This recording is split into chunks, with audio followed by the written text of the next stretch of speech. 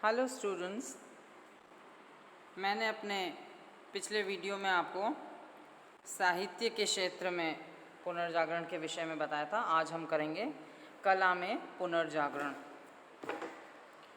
पुनर्जागरण युग की कला, चित्रकला, मूर्तिकला, स्थापत्य कला एवं संगीत में मध्यकाल की जड़ प्रवृत्तियों के प्रति अस्वीकार एवं विद्रोह की भावना दिखाई देती है तथा मानव जीवन की सहज, स्वाभाविक एवं जीवंत अनुभूतियों के अंकन के प्रति नवीन उत्साह दृष्टिगोचर होता है। तो कला में हम सर्वप्रथम लेंगे चित्रकला। पुनर्जागरण काल में चित्रकला का अधिकतम सृजन इटली में हुआ एवं पुनर्जागरण युग की नवीन भावनाओं को भी सबसे अधिक सशक्त रूप में इटली के चित्रकारों ने व्यक्त किया। चित्रकला में यथार्थवाद का व्यापक एवं प्रभावशाली प्रयोग पहली बार जियोटो ने किया, जिसे चित्रकला की नवीन परंपरा का प्रणेता भी माना जाता है। पुनर्जागरण के उच्च एवं विकसित काल में इटली में 3 चित्रकार हुए जिन्होंने नवीन चित्रकला के विकास में क्रांतिकारी योगदान दिया।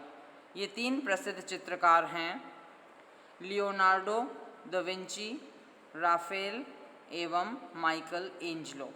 पहले हम ले रहे हैं लियोनार्डो दा विंची। लियोनार्डो एक बहुआयामी व्यक्तित्व का धनी था और वह कलाकार होने के साथ साथ कवि, दार्शनिक, वास्तुकार, संगीतकार, वैज्ञानिक एवं इंजीनियर भी था।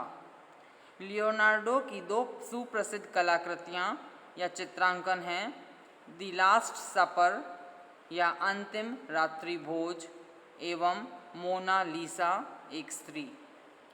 द लास्ट सपर नामक चित्र को पुनर्जागरण युग की एक अत्यंत उत्कृष्ट रचना एवं लियोनार्डो की सर्वश्रेष्ठ कृति माना जाता है।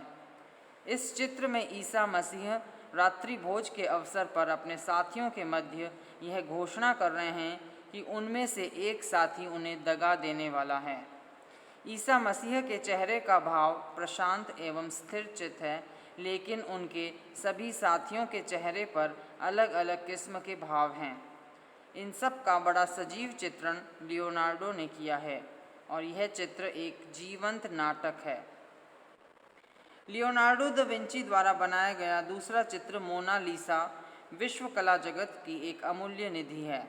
मोना लीसा एक व्यक्ति चित्र अर्थात पोर्ट्रेट है, जिसमें लियोनार्डो ने मोना लीसा का चित्रांकन किया है, जिसके चेहरे पर एक हल्की सी स्मित या मुस्कान अक्सर खेला करती थी। मोना लीसा की इस हल्की सी स्मित या मुस्कान को रहस्यमयी माना जाता है, जिसके अर्थ या भाव को अनेक व्याख्याएं संभव हैं।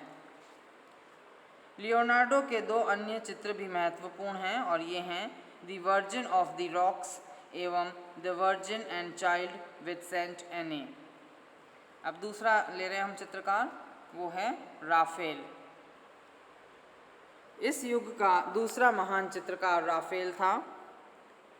उसने मैडोनाओं अर्थात माताओं एवं शिशुओं के अनेक चित्र बनाए।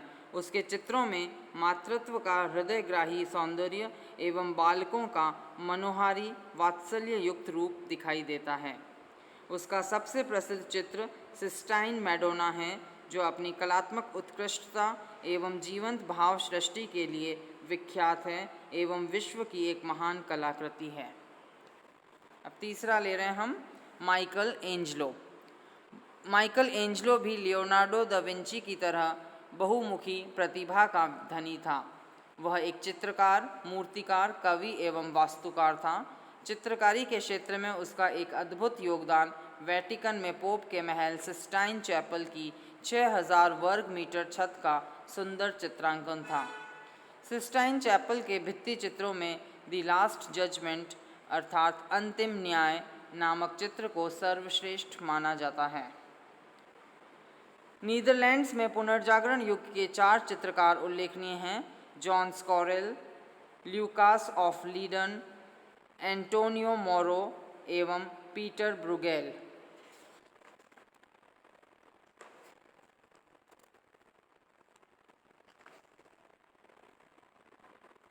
फ्रांस और इंग्लैंड में पुनर्जागरण युग में चित्रकला के क्षेत्र में कोई विशेष उल्लेखनीय कार्य नहीं हुआ। स्पेन एवं पुर्तगाल में भी चित्रकला 16वीं शताब्दी तक पारंपरिक पद्धतियों एवं विषयों पर ही केंद्रित रही। अब हम दूसरा ले रहे हैं मूर्तिकला। कला के क्षेत्र में ही दूसरा पॉइंट है मूर्तिकला। उत्तरी यूरोप में इस काल में सर्वत्र गॉथिक शैली का बोलबाला रहा, भले ही वह गिरजाघरों का निर्माण हो या सार्वजनिक महत्व के स्मारकों का या निजी भवनों का। नए कलाकारों ने मूर्तिकला की गॉथिक परंपराओं जैसे भारी वस्त्र परिधान, कोणात्मक शरीर, मनुष्य का विषादपूर्ण चेहरा आदि को तिलांजलि दे दी। इटली में पुनर्जागरण युग के नए प्रयोग धर्म मूर्तिकारों में इनके नाम विशेष उल्लेखनीय हैं: जैकोपो डेला क्वार्सिया, लॉरेंजो गिबर्टी, डोनातेलो आदि। पुनर्जागरण के उच्च काल का सबसे प्रतिष्ठित एवं अत्यंत प्रभावशाली मूर्तिकार माइकल एंजेलो था। जैकोपो डेला क्वार्सिया के मूर्ति शिल्प के श्रेष्ठ उदाहरण सिएना के मैरी फाउंटेन एवं बोलोग्ना में संत पेट्रोनियो गिरजाघर के मुख्य द्वार के संगमरमरीय तक्षण कार्य में देखे जा सकते हैं। पुनर्जागरण युग की मूर्तिकला के विकास में दूसरा महत्वपूर्ण चरण था फ्लोरेंस के लॉरेंजो गिबर्टी का मूर्ति शिल्प। लॉरेंजो गिबर्टी ने अपने जीवन के प्रारंभिक काल में ही फ्लोरेंस की बैप्टिस्ट्री के उत्तरी द्वारों के मूर्ति शिल्प कार्य में प्रदर्शित यथार्थवादिता के लिए ख्याति अर्जित कर ली थी। नेक्स्ट है डोनातेलो। फ्लोरेंस का एक महान चित्रकार था। उसने गॉथिक प्रवृत्तियों से मूर्तिकला को आज़ाद किया और उनमें रूढ़ि मुक्त स्वाभाविकता की सृष्टि की। डोनातेलो की प्रसिद्ध कृतियां हैं फ्लोरेंस के गिरजाघर। पहली है फ्लोरेंस के गिरजाघर, जिसमें लगी हुई पाषाण से बनी संत जॉर्ज की प्रतिमा है। दूसरी है डेविड की कांस्य मूर्ति, जिसके शरीर का हर अंग ऊर्जा से तरंगवान सा दिखाई देता है। और तीसरी है फ्लोरेंस के कैथेड्रल के में शिल्पित गायन रथ एवं नृत्य रथ युवाओं का दृश्य सिंगिंग कोयर, जो अपने अपूर्व सौंदर्य के लिए विख्यात है। इटली का सबसे प्रसिद्ध एवं सर्वश्रेष्ठ मूर्तिकार माइकल एंजेलो था। वह एक चित्रकार की अपेक्षा एक मूर्तिकार के रूप में अपने को अधिक समझता था और वह स्वयं को एक मूर्तिकार ही मानता था। माइकल एंजेलो की उल्लेखनीय कृतियां हैं। पहली, माइकल एंजेलो की प्रारंभिक कृतियों में महत्वपूर्ण है पिएता, जो एक सुंदर युवा कुंवारी कन्या अर्थात वर्जिन की मूर्ति है, जो अपनी गोद में मृत ईसा मसीह के शरीर को लिए हुए है। दूसरी है संगमरमर से बनी डेविड की विशाल कद मूर्ति, जिसका निर्माण फ्लोरेंस में किया गया। डेविड में माइकल एंजेलो द्वारा बलवान ऊर्जा का प्रदर्शन है। तीसरी है पोप जूलियस द्वितीय के मकबरे के लिए निर्मित विशाल मोजेस। यह बैठे हुए मोजेस की मूर्ति है, जो क्रोधपूर्ण मुद्रा में है। और चौथी है मेडिसी परिवार के लिए बनाए गए 2 मकबरों के मूर्ति शिल्प। एक मकबरे के मूर्ति शिल्प में दिन एवं रात्रि को पुरुष एवं नारी मूर्ति के रूप में दिखाया गया है, और दूसरे मकबरे में सूर्योदय एवं सूर्यास्त को क्रमशः एक स्त्री एवं पुरुष मूर्ति के रूप में दिखाया गया है। अब कला में ही हम नेक्स्ट लेंगे स्थापत्य कला। पुनर्जागरण युग में स्थापत्य या भवन निर्माण की एक नवीन शैली का विकास हुआ। मध्यकालीन गॉथिक शैली के स्थान पर प्राचीन यूनान एवं रोम की क्लासिकी शैली को आधार बनाकर एक नवीन शैली का उत्कर्ष हुआ, जिसमें क्लासिकी शैली के मेहराब, गुंबद एवं स्तंभों के निर्माण के साथ साथ रूपांकन एवं अलंकरण के नवीन तत्वों का समावेश हुआ। पुनर्जागरण युग की नवीन स्थापत्य शैली का केंद्र रोम था। नवीन स्थापत्य शैली का प्रवर्तक इटली का फिलिप्पो ब्रुनेलेस्ची था, जिसने रोम के प्राचीन भवनों का गंभीर वास्तुशास्त्रीय अध्ययन किया।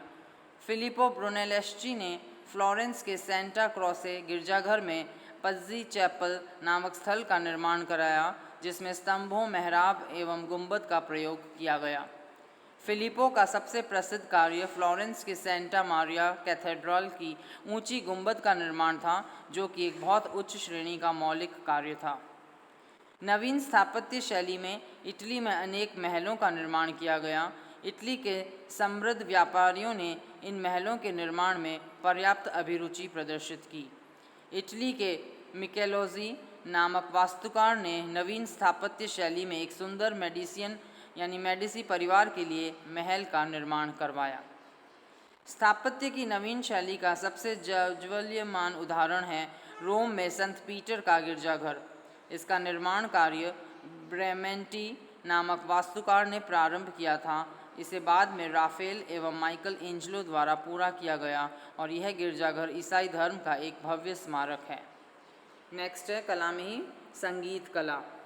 पुनर्जागरण युग में संगीत के क्षेत्र में कई नवीन प्रवृत्तियों का विकास हुआ। मार्टिन लूथर ने गिरजाघरों में धार्मिक मंत्रों एवं गीतों के सामूहिक गान की परंपरा का सूत्रपात किया। इस हेतु पैलेस्ट्रीना में मास ऑफ पोप मार्सेलस नामक एक पुस्तक लिखी, जिसमें गे धार्मिक पद्य बंधों का संग्रह है, जो बहुत लोकप्रिय हुआ। पुनर्जागरण युग में इटली वासियों ने नए वाद्य यंत्रों की सृष्टि की एवं ऑर्केस्ट्रा संगीत को विकसित किया। साधारण से रीबेक वाद्य यंत्र को वायलिन में बदल दिया गया एवं हार्पसिकार्ड का निर्माण किया गया, जो कि पियानो का पूर्व रूप था। ऑर्केस्ट्रा संगीत भी पुनर्जागरण की ही देन है और सबसे पहला ओपेरा 1594 में प्रस्तुत किया गया। अब हम लेंगे, ये था कला में क्षेत्र में पुनर्जागरण। अब हम लेंगे विज्ञान के क्षेत्र में पुनर्जागरण। तो विज्ञान में हम सबसे पहले ले रहे हैं नवीन वैज्ञानिक चेतना के सैद्धांतिक प्रवर्तक। रॉजर बेकन ने पहली बार बहुत स्पष्ट शब्दों में व्यक्ति की विवेकशील एवं तर्क बुद्धि प्रधान मनः स्थिति के स्वतंत्र उपयोग की महत्ता का प्रतिपादन किया था। फ्रांसिस बेकन ने अपनी पुस्तक द एडवांसमेंट ऑफ लर्निंग में प्राकृतिक तथा भौतिक विज्ञानों के अध्ययन की आवश्यकता पर जोर दिया। दूसरा है भूगोल एवं खगोल शास्त्र। खगोल शास्त्र के क्षेत्र में पोलैंड के निकोलस कॉपरनिकस ने एक क्रांतिकारी खोज की। इससे पूर्व टालमी द्वारा प्रतिपादित ब्रह्मांड के जियोसेंट्रिक सिद्धांत को अंतिम सत्य मानकर पढ़ाया जाता था। जियोसेंट्रिक सिद्धांत के अनुसार पृथ्वी ब्रह्मांड के केंद्र में स्थित थी तथा सूर्य, तारे एवं ग्रह इसकी परिक्रमा करते हैं। कॉपरनिकस ने अपनी वेधशाला में किए गए आकाशीय पिंडों के दीर्घकालिक प्रेक्षणों के आधार पर अपनी पुस्तक on the revolutions of celestial bodies में ब्रह्मांड के हेलियोसेंट्रिक सिद्धांत का प्रतिपादन किया। कॉपरनिकस के सिद्धांत के अनुसार सूर्य ब्रह्मांड के केंद्र में है, जो निश्चल है। पृथ्वी एक वृत्ताकार परिधि में उसके चारों ओर घूमती है। अन्य ग्रह भी सूर्य के चारों ओर घूमते हैं। और उसने यह भी कहा कि पृथ्वी अपनी धुरी पर भी घूमती है। इटली के खगोल शास्त्री गैलीलियो ने अंतरिक्ष में बहुत दूर तक देखने वाली एक दूरबीन का आविष्कार किया, जिसकी सहायता से उसने आकाशीय पिंडों एवं उनकी गति का अध्ययन किया। इंग्लैंड में एक अत्यंत प्रभावशाली वैज्ञानिक हुआ, जिसका नाम आइजैक न्यूटन था। उसने गति के नियमों एवं गुरुत्वाकर्षण के सिद्धांत का प्रतिपादन किया। नवीन खगोलशास्त्रीय ज्ञान के आधार पर पुराने जूलियन पंचांग में सुधार किया गया एवं उसके स्थान पर पोप ग्रेगरी त्रयोदश द्वारा एक सही पंचांग का निर्माण किया गया, जिसे ग्रेगोरियन कैलेंडर कहा जाता है। नेक्स्ट है शरीर विज्ञान एवं चिकित्सा शास्त्र। इंग्लैंड के चिकित्सक विलियम हार्वे ने मनुष्य के हृदय एवं शरीर में रक्त की संचार प्रक्रिया की पहचान की। उनकी पुस्तक का शीर्षक है on the motion of the heart and blood. Next है भौतिकी, रसायन शास्त्र एवं गणित। भौतिकी के क्षेत्र में गिलबर्ट ने चुंबकीय गुणधर्म मैग्नेटिक प्रॉपर्टीज़ को समझने की दिशा में अनेक अध्ययन एवं प्रयोग किए। इससे विद्युत शक्ति की खोज का मार्ग प्रशस्त हुआ। गैलीलियो का भी पुनर्जागरण युग के भौतिक शास्त्रियों में महत्वपूर्ण स्थान है। उसने पेंडुलम के नियमों की भी खोज की। उसने एक टेलीस्कोप, एक वायु मापक यंत्र एवं एक खगोल शास्त्रीय घड़ी का निर्माण किया। रसायन शास्त्र के क्षेत्र में कार्डस ने सल्फ्यूरिक एसिड एवं अल्कोहल से ईथर का निर्माण किया। हेलमोंट ने कार्बन डाइऑक्साइड की खोज की। गणित के क्षेत्र में यूरोप को पूर्वी देशों के संपर्क से प्रचुर लाभ हुआ। मुसलमानों के माध्यम से यूरोप वासियों को बीज गणित के कुछ सिद्धांत एवं अरब संख्याकों की जानकारी हुई। यूनानियों से उन्हें अंक गणित एवं रेखा गणित का भी ज्ञान प्राप्त हुआ। पुनर्जागरण युग के कुछ प्रमुख गणितकार जिन्होंने गणित की अनेक समस्याओं पर प्रकाश डाला इस प्रकार से हैं: Tartaglia, Ferrari, Vieta, Stevin, Kepler, Napier and Descartes आदि। तो ये था कला और विज्ञान के क्षेत्र में पुनर्जागरण।